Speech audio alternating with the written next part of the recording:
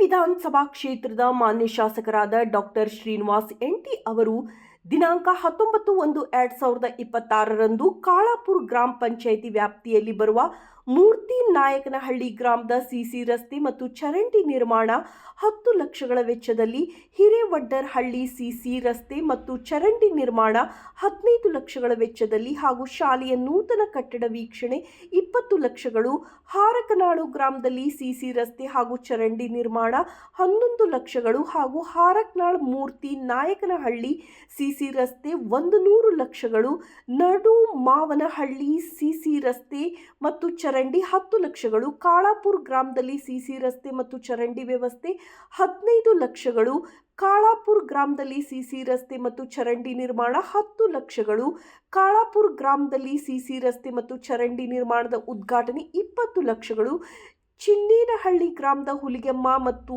ತಿಮ್ಮಪ್ಪ ದೇವಸ್ಥಾನ ಅಭಿವೃದ್ಧಿ 4 ಲಕ್ಷಗಳ ವೆಚ್ಚದಲ್ಲಿ ಕಾಮಗಾರಿಗಳ ಭೂಮಿ ಪೂಜೆಯನ್ನ ನೆರವೇರಿಸಿದರು. ಕೆಲವು ಪೂರ್ಣಗೊಂಡಿರುವ ಅಭಿವೃದ್ಧಿ ಕಾಮಗಾರಿಗಳನ್ನು ಉದ್ಘಾಟನೆ ಮಾಡಿದರು.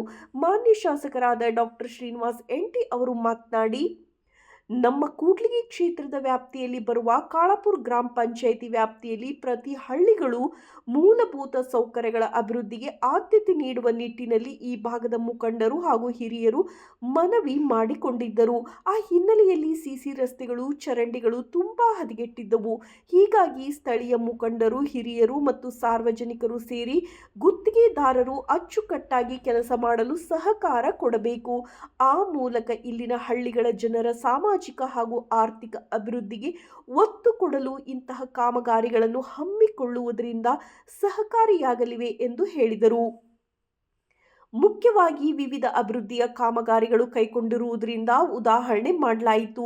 ಈ ಭಾಗದ ಹಳ್ಳಿಗಳ ಜನರ ಕುಂದುಕೊರತೆಗಳನ್ನು ಆಲಿಸಿದರು. ಕೆಲವು ಕಡೆ ಡಾಕ್ಟರ್ ಎನ್ಟಿ ಶ್ರೀನಿವಾಸ್ ಶಾಸಕರೇ ಶಾಲೆಗಳು ಮತ್ತು ಓಣಿ ಕೇರೆಗಳಿಗೆ ಭೇಟಿ ನೀಡಿ ಪರಿಶೀಲನೆ ಮಾಡಿದರು.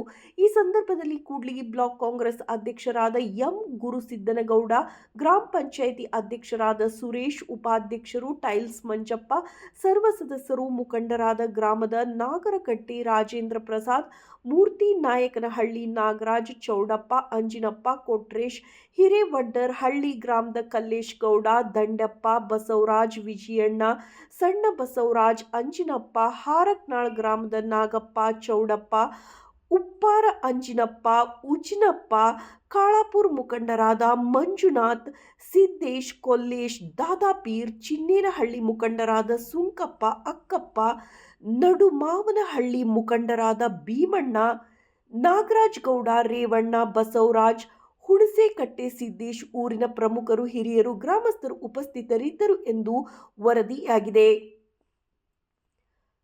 ಹೊಂಬಾಳೆ ತಿಪ್ಪೇಸ್ವಾಮಿ, ಮೀನಕೆರೆ, ಬಿಎಸ್ಪಿ ನ್ಯೂಸ್, ಕೂಡ್ಲಿಗಿ.